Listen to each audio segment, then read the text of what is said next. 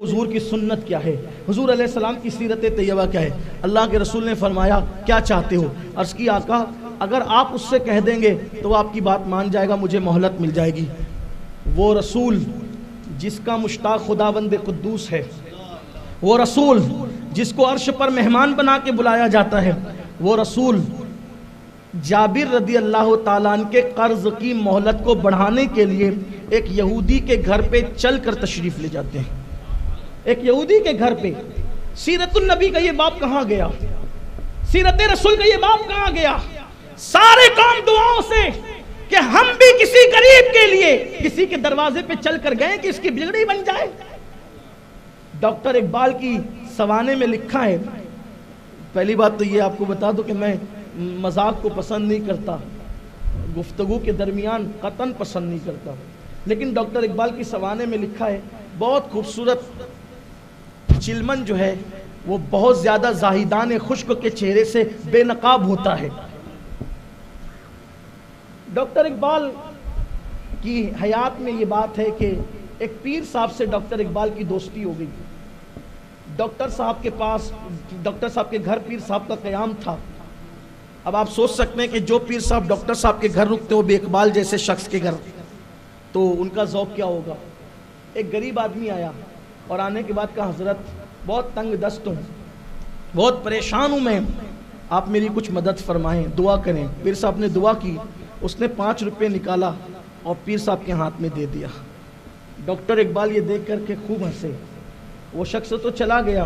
پیر صاحب نے کہا کیوں ہنس رہے ہو یار، ہنسنے کی وجہ کیا ہے؟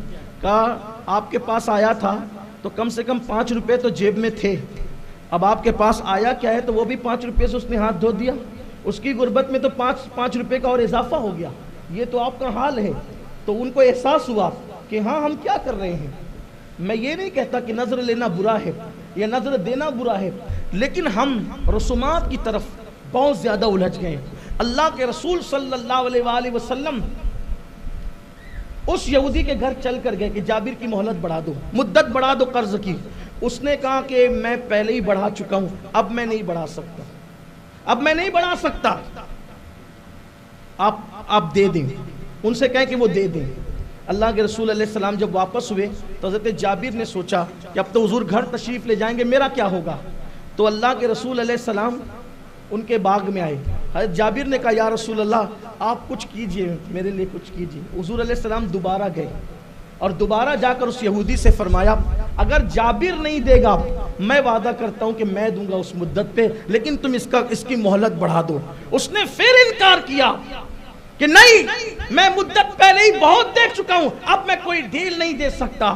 اللہ کے رسول آئے اور آنے کے بعد ان کی دلجوئی کے لیے ان کے باغ میں حضور علیہ السلام لیٹ گئے۔ لیٹے، اچانک دھوپ کا معاملہ بڑھنے لگا تو جو ٹہنیاں حضور علیہ السلام سے دور تھی انہوں نے اللہ کے رسول پر سایہ کر دیا، سایہ ہو گیا۔ اللہ کے رسول علیہ السلام اٹھے اور اٹھنے کے بعد کہا جابر پریشان نہ ہو، وضو کیا، 2 رکعت نماز پڑھی۔ فرمایا مسئلہ کیا ہے؟ عرض کی آقا وہ کھجوریں ٹوٹ کر وقت سے پہلے گر گئیں تو اب میرے پاس کوئی کھجور نہیں، کچی کھجوریں گر گئی تھی، میں کیا دوں اس کو؟ سرکار فرماتے چلو تمہارا قرض ادا کرنے کے لیے پیچھے پیچھے ٹوکری لے کر تم چلنا، آگے آگے کھجوریں میں توڑوں گا۔ اور اس کے بعد دنیا نے دیکھا کہ جو کھجوریں کچی لٹک رہی ہوئی تھی جب حضور علیہ السلام کے ہاتھ پہنچے تو وہ کھجوریں پکی اور حضور علیہ الصلوۃ والتسلیم نے توڑ کر کے ٹوکرے میں ڈالا۔ اور اس کے بعد کہا اس یہودی سے پوچھو قرضہ کتنا ہے، وہ بتاتا گیا، جو وہ کھجوریں موجی جاتی رہی، گنی جاتی رہی، حتیٰ کہ اس کا قرضہ ادا ہو گیا اور ابھی حضرت جابر کے پاس کھجوریں موجود تھی۔ یہ حضور علیہ السلام کی سیرت طیبہ کا باب ہے جس کو ہم نے فراموش کیا ہے۔ تو اگر ہم اپنی قوم کو مالدار بنانا چاہتے ہیں تو ہم ایک دوسرے کا سپورٹ کریں۔ اور تیسری اور آخری بات، پہلی بات ایجوکیشن پہ دھیان دو، دوسری بات مالدار بنو حلال ذریعے سے، حرام ذریعے سے نہیں، حلال ذریعے سے۔ تیسری بات جو پہلے نمبر کا درجہ رکھتی ہے اور یہ سب سے زیادہ اہم ہے، اس کی اہمیت بہت زیادہ ہے، اس لیے پہلے نمبر ہونے کے باوجود میں قصداً اس کو آخری نمبر پہ بیان کر رہا ہوں تاکہ آپ کی توجہ زیادہ اس پر جائے۔ تیسری اور آخری بات جو بہت اہم ہے وہ یہ ہے کہ مالدار بننے سے پہلے اور ایجوکیشن حاصل کرنے سے پہلے، یعنی دولت پانے سے پہلے اور علم پانے سے پہلے دیندار بنو، دینداری اپنے اندر پیدا کرو۔ اور دینداری کیا ہے؟ یہ اصل مسئلہ ہے کہ